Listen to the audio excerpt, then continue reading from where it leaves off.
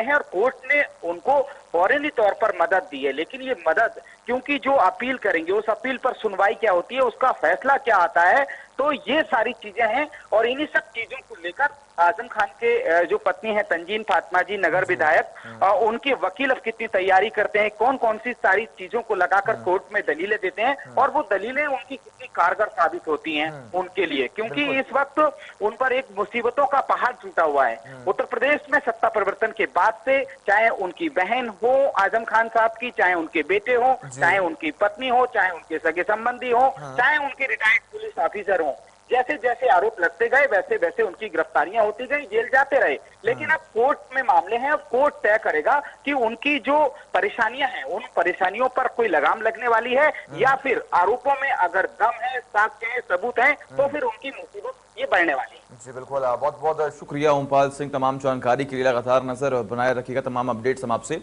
लेते रहेंगे।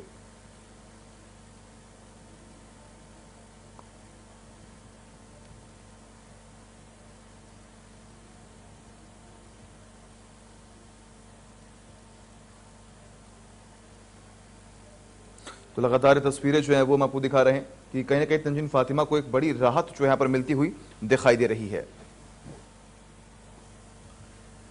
और इस बीच एक बड़ी और अहम जानकारी हम आपको देने जा रहे हैं, बड़ी खबर आपकी टीवी स्क्रीन पर, बड़ी और अहम जानकारी। उत्तर प्रदेश में एक दिन का लॉकडाउन अब खत्म हो चुका है।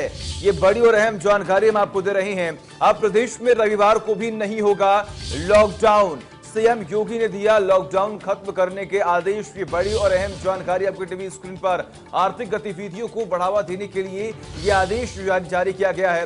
अब पहले की तरह होगी बाजारों की साप्ताहिक बंद। ये बड़ी और अहम जानकारी आपकी टीवी स्क्रीन पर लगातार हम आपको बता रहे हैं। जिस तरीके से लगातार उत्तर प्रदेश में संक्रमितों की संख्या बढ़ रही है उसको देख जुड़े हुए सुशील क्या अपडेट सामने आ रहा है? कहीं न कहीं उत्तर प्रदेश की तरफ लगातार आंकड़े बढ़ रहे हैं, तो वहीं दूसरी ओर आर्थिक गतिविधियों को बढ़ावा देने के लिए यहां पर सरकार ने यह फैसला लिया है।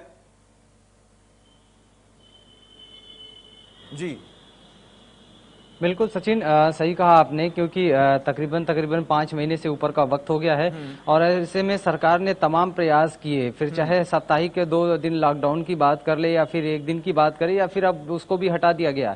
यानी जो आंकड़ा बढ़ने वाला है वो लगातार बढ़ रहा है, उसमें कमी नहीं आ रही है। और ऐसे में आर्थिक मंदी जो है पूरी तरीके से सरकार के इर्द गिर्द घूम रही है और लोगों की परेशानी खड़ी कर रही है लोगों के सामने। लेकिन कहीं ना कहीं इसको देखते हुए सरकार ने जो पहले शनिवार का जो लॉकडाउन था उसको हटाया, यानी सप्ताह में जो 2 दिन शनिवार और रविवार का लॉकडाउन था उसको पहले शनिवार हटाया, फिर उसके बाद 1 हफ्ते चलाने के बाद फिर अब उनको ये लगा कि आर्थिक मंदी के जो है इससे बहुत ज्यादा फर्क पड़ रहा है और कहीं ना कहीं जो कोरोना वायरस के जो संक्रमितों की संख्या है उसमें इजाफा में कमी नहीं आ रही है, तो उसको संडे को भी जो है वो लॉकडाउन हटा दिया गया। यानी अब पूरी तरीके से यूपी से लॉकडाउन पूरी तरीके से खत्म हो चुका है।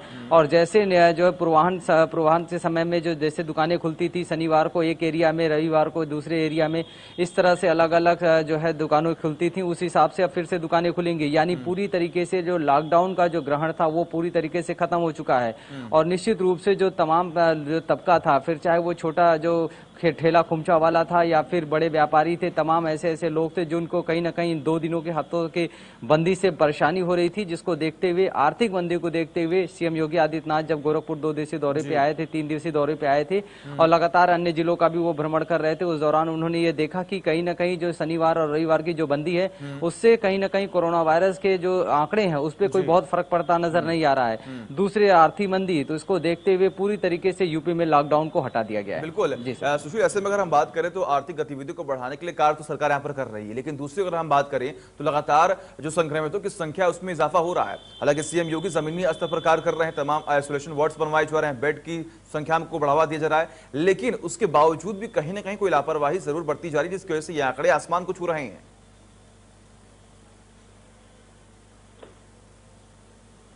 बिल्कुल सही सवाल किया आपने, क्योंकि अगर लापरवाही नहीं होती तो शायद आंकड़े इतनी तेजी से नहीं बढ़ते।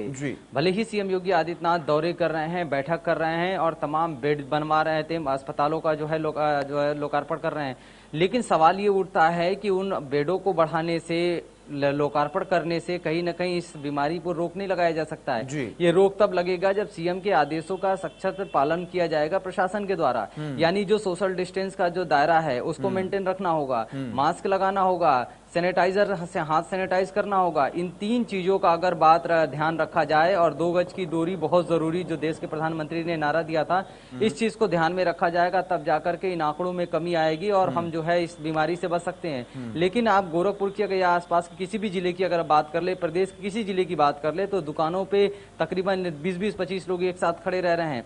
ठेले खुमचों पर सब्जी लेने वालों की पूरी ओड़ लगी रहती है, या फिर और सामानों के लिए जो है लोगों की ओड़ लगी रहती है। तमाम जानकारी के लिए लगातार नजर बनाए रखिएगा, तमाम अपडेट्स हम आपसे लेते रहेंगे।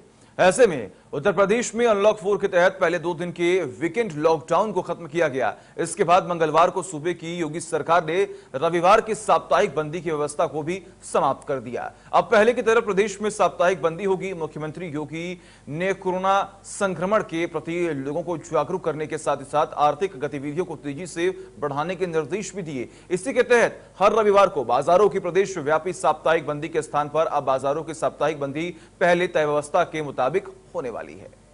समय एक्टिव इन्फेक्शन के केसेस की कुल संख्या 63,256 है। जो व्यक्ति संक्रमण के पश्चात उपचारित होकर डिस्चार्ज किए जा चुके हैं, उनकी संख्या अब बढ़कर 2,11,170 हो गई है। संक्रमित व्यक्तियों में से कुल 4,047 लोगों की मृत्यु हुई है। कल प्रदेश में 1,43,184 सैंपल्स की जांच की गई और इस प्रकार अब तक प्रदेश में 67,73,289 सैंपल्स की जांच की जा चुकी है। इनमें हर हालत में संक्रमण को रोकने के लिए लोगों की टेस्टिंग की जाए, इनमें सफाई व्यवस्था की जाए जिससे कि आगे संक्रमण ना फैले, और 2 गज की दूरी, मास्क है जरूरी, इसका इंश्योर किया। चलिए वक्त है एक छोटे से ब्रेक का।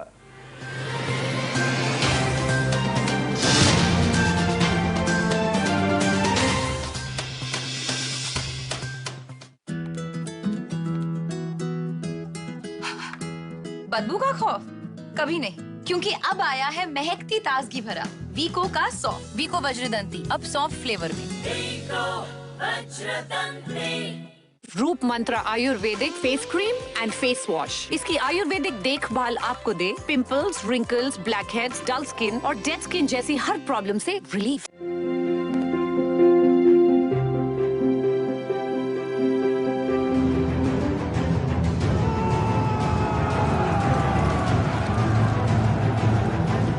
बाहर आने जाने वाले हर 4 लोगों में से एक के हाथों में कीटाणुओं के अंश रह जाते हैं। ट्रू शील्ड हैंड सैनिटाइजर न केवल कोरोना वायरस से बचाता है, बल्कि हाथों में छिपे जर्म्स का 99.9% जड़ से सफाया करता है। ट्रू शील्ड हैंड सैनिटाइजर को WHO की गाइडलाइंस के तहत तैयार किया गया है। पिकैडली एग्रो इंडस्ट्रीज लिमिटेड द्वारा निर्मित ट्रू शील्ड हैंड सैनिटाइजर की बिक्री और पूछताछ के लिए संपर्क करें 999-612-3411। अधिक जानकारी के लिए आप हमें ईमेल करें। हमारा ईमेल एड्रेस है trueshield@picadly.com, alcoplas@picadly.com। मुल्तानी कोका, कफ सिरप, तुलसी, वसा, यस्ती मधु, पिपली के गुणों से भरपूर, जो खांसी पर करे तुरंत असर, ताकि बदलते मौसम के साथ आप न बदलें। Vicco turmeric WHO skin cream pouch के साथ पाइए 20 ग्राम वीको वज्रदंती पेस्ट केवल 6 रुपए में। अब त्वचा चमके खूब, दांत भी रहे मजबूत।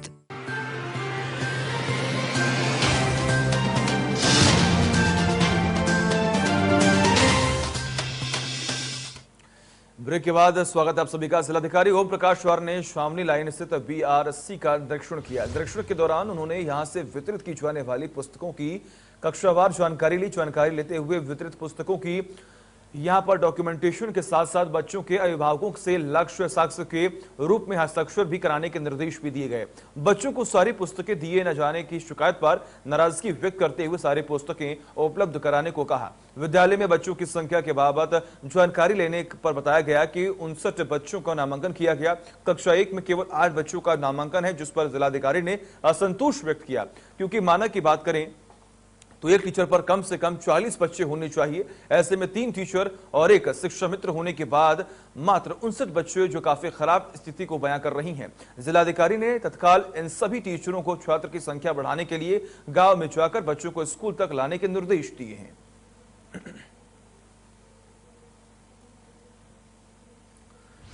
वही गाजीपुर में लोक निर्माण विभाग का बड़ा घोटाला मामला सामने आया। दरअसल पीडब्ल्यूडी की मिलीभगत से कागजों पर सड़क बनाकर तकरीबन 1 करोड़ से ज्यादा रुपए उतारने का मामला सामने आ रहा है। गाजीपुर के नूनहरा क्षेत्र में कागज पर सड़क निर्माण कर विभागों के अफसरों, अभियंताओं और ठेकेदारों की मिलीभगत से करीब 1 करोड़ से ज्यादा की रकम डाकर यहां पर गबन हुआ है, जिसकी शिकायत के बाद अब जिला प्रशासन जांच की खानापूर्ति में लगा हुआ है, जबकि लोक निर्माण विभाग के अफसर ऐसे ही घोटाले से इंकार कर रहे हैं।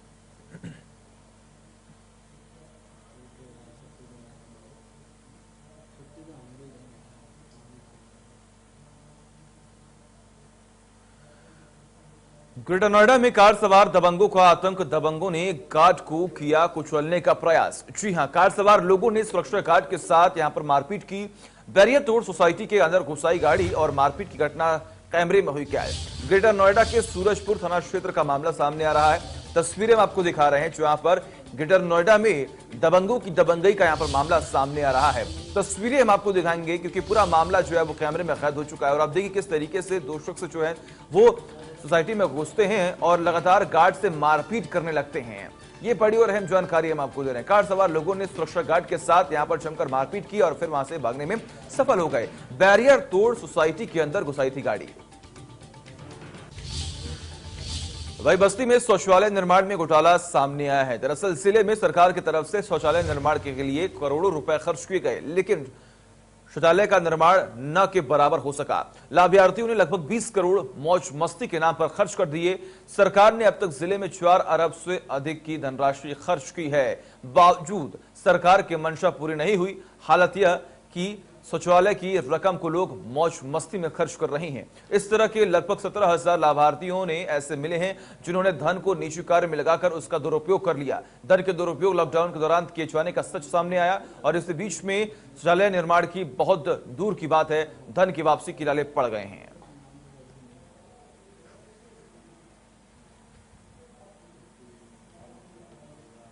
और वही सोशल मीडिया पर वायरल वीडियोस की भरमार है। कौन सी एक्टिविटी कब सोशल मीडिया की सबसे चहेती वीडियो बन जाए पता नहीं चलता। ऐसा ही एक वीडियो हम आपको दिखाते हैं जिसमें पग डॉगी एक बिस्किट के लिए कैसे दीवाना बन जाता है।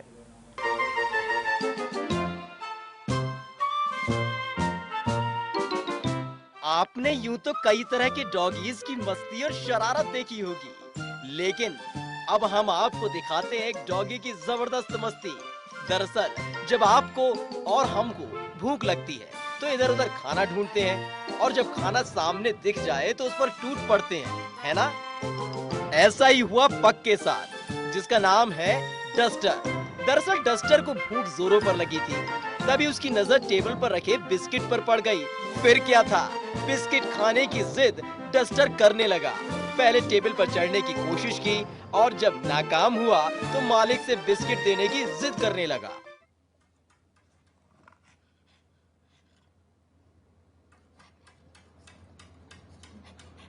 डेक्स्टर,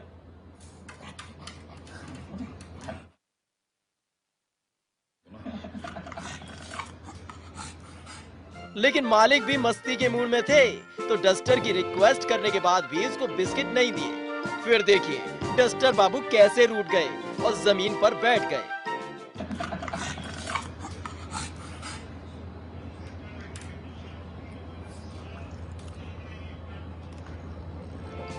अरे अरे अरे, इतना गुस्सा, या फिर ये गुस्से की एक्टिंग है? थोड़ी देर जमीन पर बैठने के बाद एक बार फिर से डस्टर ने अपने बिस्किट फ्रेम को दिखाना शुरू कर दिया, जिसके आगे मालिक पिघल गए। फिर क्या था, आखिरकार बिस्किट मिल ही गया और डस्टर का एक टास्क पूरा हो चुका था, जिसके बाद डस्टर लेने लगा लंबी लंबी राहत की सांसें।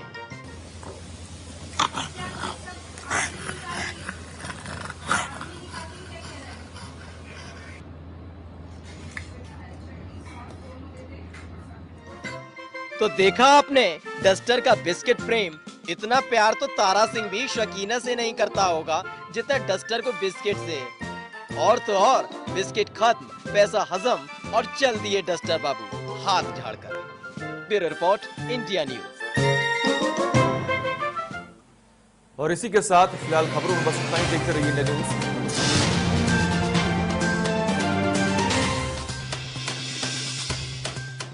वीको टर्मरिक क्रीम, इसमें है हल्दी और चंदन के गुण जो कील मुहासे दूर करे और दे नेचुरल सुंदरता। वीको टर्मरिक क्रीम 24 कैरेट सौंदर्य दे सोने जैसा निखार। I need a clean